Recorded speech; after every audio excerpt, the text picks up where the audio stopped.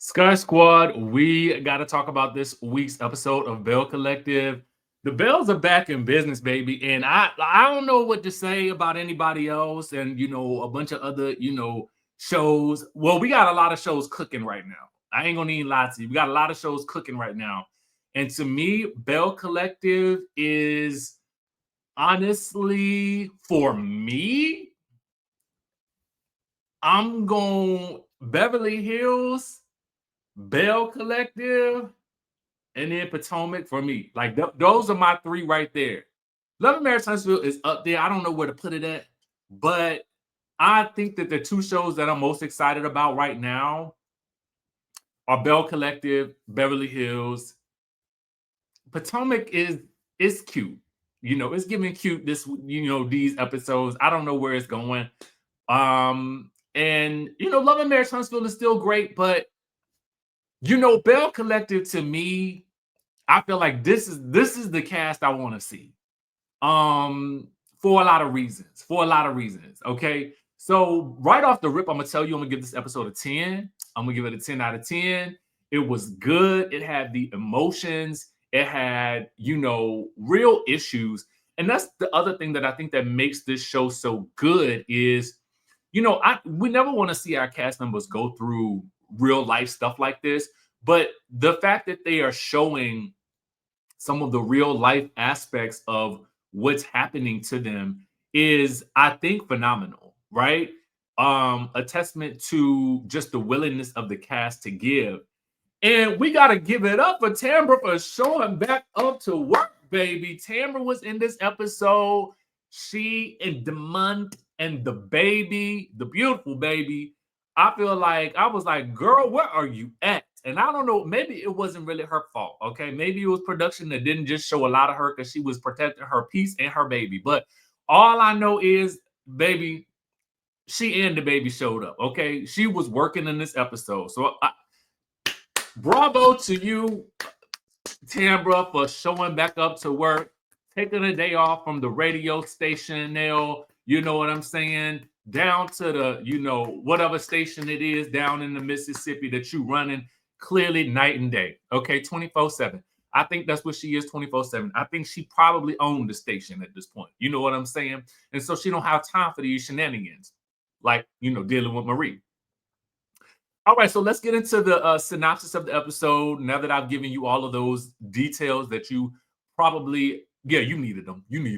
Anyway, the episode is called Marie Antoinette. This says season 5, episode 4. Selena hosts a baby shower for Star, causing conflict between Sogucci and JJ. Leticia hosts an improv class to bring the Bells together, but unexpected guests bring the real life drama and steal the show. Leticia shocks Glenn with a reveal of her own. All right, so where do we begin? First of all, the genius of titling this episode Marie Antoinette for so many reasons is like, I mean, it's really giving off with the heads, and it's also giving the conflict that let's just say this. It feels like this show, Marie's real friends are Leticia and Essie. That's really it. It feels like she's surface level with the rest of the girls, and it feels like mortal enemies with the other ones. Okay, that's it on period. Okay, and then the Antoinette of it all is that she showed up at the end of the episode as a surprise guest, for which it was asked if she could bring a +1. But I believe that was believed to be, I think the Leticia thought that the +1 was going to be Selena, in which it's kind of diabolical that knowing that this lady got a peace order, you would still say, but Leticia, I'm gonna give it to you, girl. The way you was like, I mean, I basically Leticia said without kind of almost really saying it, girl, that wasn't me. That was production. They said all cast. What you want me to do? My mission is to bring the Bells together. And that's what I also like about Leticia this season. Now, part of her emotion this season, why she be crying in every episode lately, it could be the medical stuff, right? Because we do learn that she's got some sensitive medical issues going on. You know, she had a mammogram, and I think it was a mammogram. I don't want to misquote it. Let me put alleged.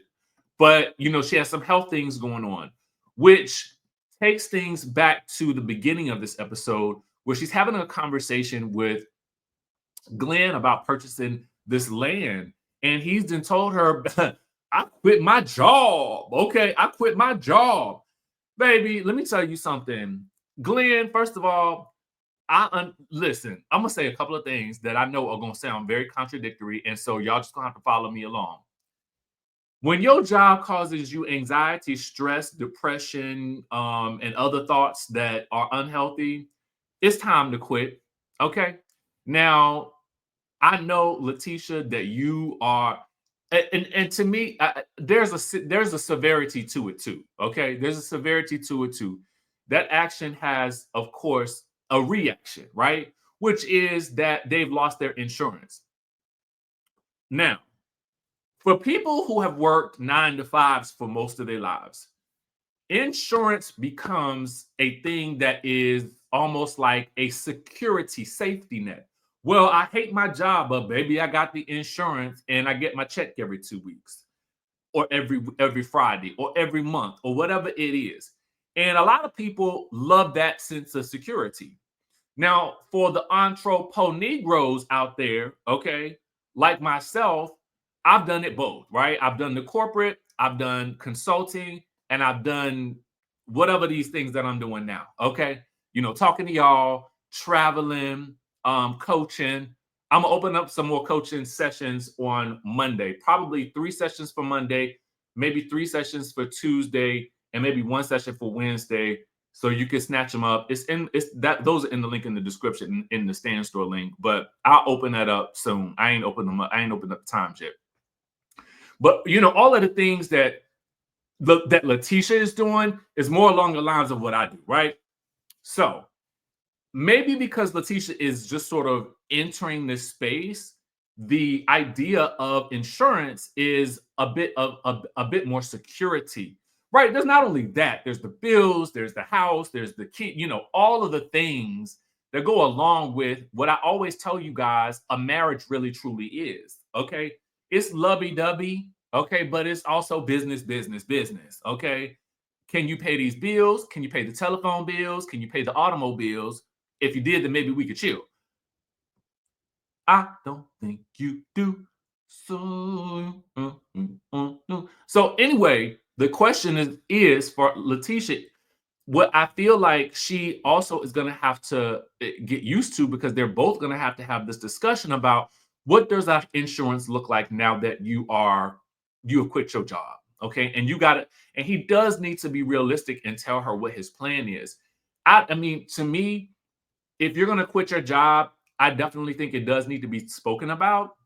But I also think that you should probably have a plan, because at the end of the day, regardless of your anxieties, your fears, whatever the case may be, I always tell people the rent is always due. Okay. So I'm an advocate for people leaving situations that no longer serve them.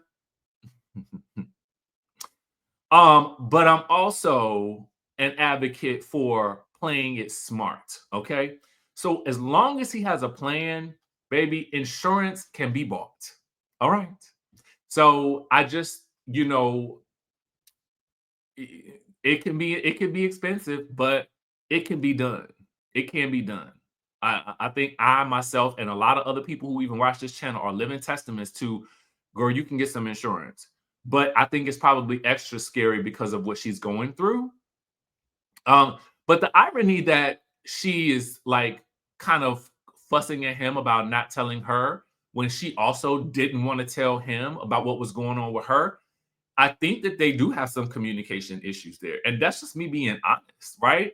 I understand her also maybe not wanting to say anything and just kind of wanting to follow the process to see what was really going on and be the end result. But I mean, she also did not communicate that to him. It sounds like, so they are not communicating with each other. Do y'all see each other?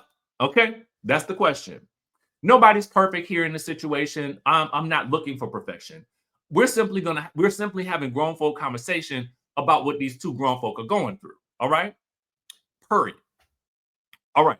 So the next scene that we see, and I might kind of go out of order a little bit, but we see Tambra and Demont, and they are somewhere with the baby. And she has been like, I don't want to take my baby out in public because I don't want to expose my baby to the evils of this world.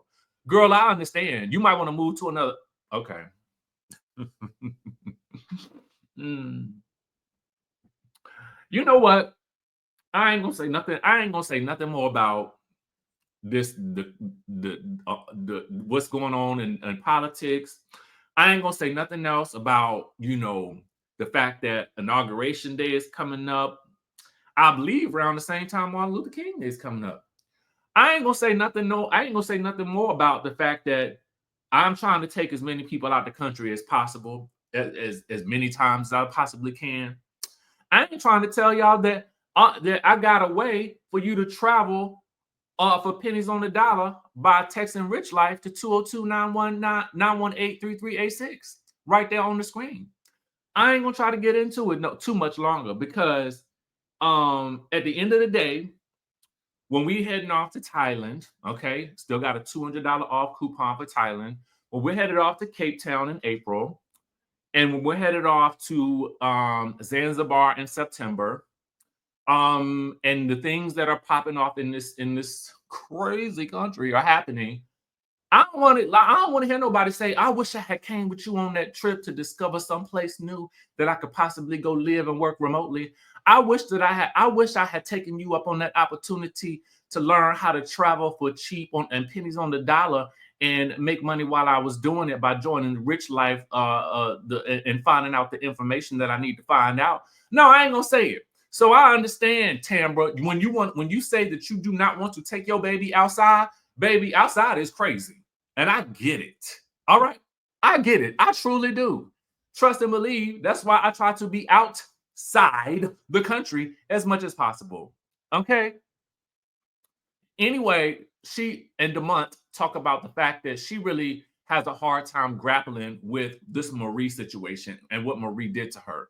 Now, she equates this to, I don't know what happened between her and that man that Marie went and had a conversation with. Marie apparently and Leticia had a conversation with, I think, that is from Tambra's past. But the fact of the matter is, Tambra equates this to, let's say you went and you told me that you were attacked, okay, in a sexual way, okay? I ain't gonna say the word. And then I tell you that, and then you go and have a conversation with said attacker or assailant, as Sophia, aka Shantae, aka Sogucci says. And how would you feel? And I'm like, is that what happened? I mean, because the severity for which she is so ferociously protective of her peace about this situation really tells me that something very, very bad happened. And I don't know what it was, but I'm just listening to that metaphor. It could have been a metaphor. I don't know. That wasn't made clear, but I'm going to take it as a metaphor. It really does speak volumes to why she's so upset with Marie. And the fact that when it's brought up, Marie is just kind of like, oh, I ain't trying to go backwards. I ain't trying to go backwards. No, girl, you can't go backwards because you ain't even really admitting to the fact that you did something that was really, really foul. That's some foul stuff right there. I often tell you, listen, I know this be reality TV, and when we got to do things to sort of make some things shake and shake and shake. But that right there, to me, that's some stuff that, but it happens on every show. It happens literally when shows begin to pop. Somebody ultimately does this, and it changes the dynamic of the show forever, because then you create a situation where everybody has to start going lower and lower and lower to the flow, and then you end up where we are right now with broken bells. Okay, so Demont tries to tell her that she needs to forgive Marie. And I'm kind of with Tambra on that. Like, that might be a slow process, sir. That's a hope and a dream that I don't know that I'm ready to live yet. And I get it. So, you know, there's a cute scene with Latrice and her mom. You know, she takes her mom out. And we learned that her mom has, you know, that she threw her mom a retirement party. Mom is going back to work. I listen, that situation is so funny to me because it is so similar to something that I've kind of witnessed. But I can't even be mad at it because when you used to working all your life, I mean, and then you sitting at home, but you want to still do things like I'm gonna go back to work. Absolutely. I get it, girl. Work. Selena throws the baby shower for Star. It's beautiful, obviously. I am personally still a fan of Selena on this show. I like her energy. It is just around the right amount of diva, but not overly so. And it really gives caring mom, but I'm still think I'm the ish, and I know it in a cute way that's not too like it ain't too much, right? It's just the right amount of like spice to me. She invites Tambra and Latrice, and they kind of wonder where JJ is. And JJ, to me, again, having met JJ, I like JJ. I do. He's funny. He's super, you know, like you just gonna have a good time around JJ. God darn it. But let me tell you something. Your pride, JJ, is definitely bigger than it feels like you are have a preference for your pride more so than your kids. Okay. And you know, for me, I get that you feel like your kids took your ex-wife's side in the altercation. Clearly, there has been some dynamic there that maybe you're not really privy to that is happening that the girls are seeing that you maybe would have to be blind to because Sogucci is aka Selena Sophia is your wife. It may be a situation where yes, something is going on the other end of that spectrum that may be that you know is not so favorable towards aka Sogucci, Shantae, Sophia. But at the end of the day, when your wife comes to you and she says, I want to have a conversation because we need to fix this family. And then you talk about, I don't want my peace to be disturbed. The girls need to learn some daddy lessons. Brother, these women are grown. These are grown women. You are not teaching them anything but the fact that you love your pride more than you care about their feelings, and the fact that these are moments that you are missing that you will not be able to get back. And it's a great thing that they're on this TV show because that's the only way that you're going to see it. To me, I think it is foul and effed up that you would be willing to miss out on your daughter's baby shower, okay? For just and I get it. I get it. You can still be mad at Selena, but at the end of the day, it ain't about her. And everything in his argument I heard was about me, me, me, me, me, me, me, me, me. Well, you should have left. You should have been a single man, sir. You should have been a fatherless man. At that, it is all about you, you, you, you, you. Because once you have kids, baby, it can't be me, me, me, me, me, me, me, me, me, and my pride. And I don't even got no kids, and I know that. Okay. Something goes on in the family. Let me tell y'all what y'all do. Okay. Somebody got to be the bigger person. All right. An issue come up between, you know, anybody in my family. I'm going to be mad, but I'm going to fix that thing because what I have learned is life is doggone short. Okay. And so when you can run around, sitting around, being mad, holding onto that anger all you want to, and it ain't doing nothing but eating at you. Okay. So you may think that you're protecting your peace by staying away from your kids, but baby, let me tell you something. If they were to keep those babies away from you, I want to see what you thinking as you get older. Okay. I want to see what you thinking and how you looking as you get older. And I'm real serious about that. Like man to man, that all that stuff that you was talking last night was some bull swanky. Okay. And it sounded like, and he sounded to me more like a petulant child than a grown adult who has grown kids. And I got much respect to Sogucci, aka Sophia, aka Shantae, which is they're listing them all on the screen, okay? Because the fact that she's willing to have a conversation, knowing good and well we're on a cast together, probably smart enough to know that this is good, this is story worth showing people, but also wanted to respect her husband. I get it. Sophia, aka Sogucci, Shantae, you tried, right? You tried. Then he got a nerve to talk about, yeah, I got a good woman. She willing to put her feelings to the side to fix my family. Don't that sound crazy? That she willing to do it, but you not? So Leticia, obviously, we saw her have a conversation with her dad about what's going on with her and Glenn. Her dad, basically tells her like relationships. This stuff happens in relationships, and y'all gonna have to. Y'all been that through with each other through enough, long enough, and if you didn't stay with him through everything else, girl, you might as well stay with him through this. Because I mean, to me, there's some hustle in Glenn. There's some hustle in him. We'll see what happens.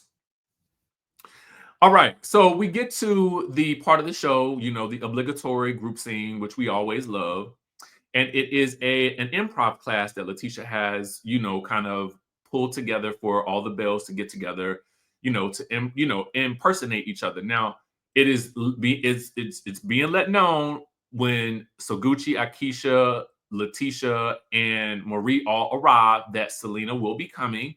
Sogucci's like, I wish you would have told me beforehand because that's gonna be my cue to exit. I ain't staying here.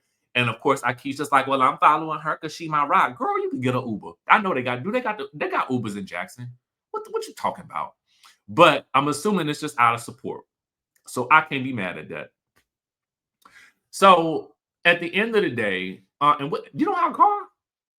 Akeisha of the Ferris Street variety, you ain't got no car. You can drive yourself. Anyway,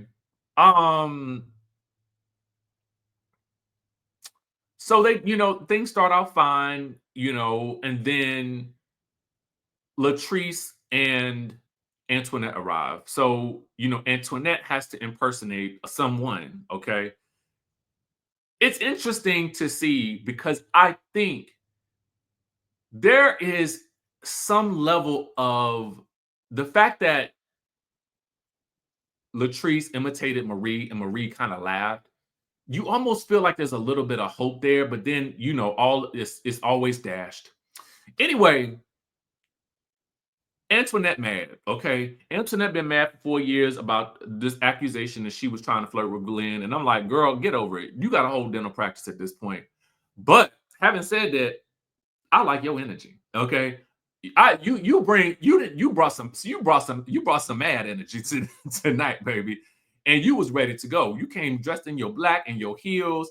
And what I like about Antoinette is, again, legit businesswoman, super. I mean, gorgeous woman, articulate, but also soft spoken. But not so soft spoken that she gonna be over talked because she did something tonight or in the episode that I have to respect. As Leticia is trying to pull the Bells back together again, she wants to have a little ponderosa conversation. And Antoinette is like, not today. You're talking, I'm talking, but I'm going to talk over you. And I'm not going to stop talking because you're going to hear what I got to say. Because even as Leticia is like, girl, you don't even really go here. Antoinette is like, no. You want to know the reason why this whole situation is broken is because nobody here trusts each other, and y'all be trying to tear down each other's businesses. And Tambra is like, show enough right, because I don't know what I did to Marie to have her run around talking to my ex and bringing that stuff to camera. I don't know. Marie gets up and is like, I ain't trying to go backwards. Well, girl, first things first, you have to admit that you were the problem. Now, whether you were put up by somebody to do it, I don't know. But really, there was no point in doing it, right? Because it ain't like people bringing people from your past onto the show. You know what I'm saying? Actually, the people that you are bringing onto the show are reading you, and that's your family. So nobody else on the show got to do that.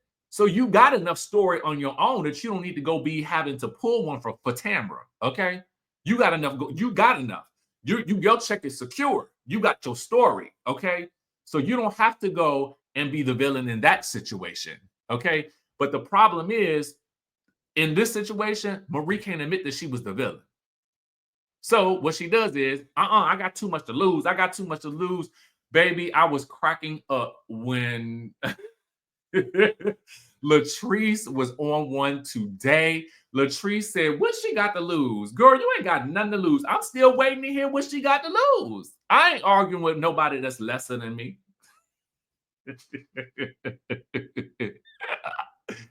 Now, first of all, we know Marie got the businesses, the clinics and stuff like that. So, but it's funny because Latrice knows the triggers, right? And so she keep pushing them triggers because she like, she ain't gonna do nothing. What you gonna do? So it ends with Latrice, with Marie in Leticia's face, screaming at her to let her go. Let my people go. I'm about to leave. Let me leave. Let me leave. And so it just ends there. And we'll continue next week with Antoinette versus Leticia. Okay. And I can't wait to see it. So that's my review of Belle Collective season 5, episode 4, Marie Antoinette. It was good. I loved it. I liked it. I want some more of it.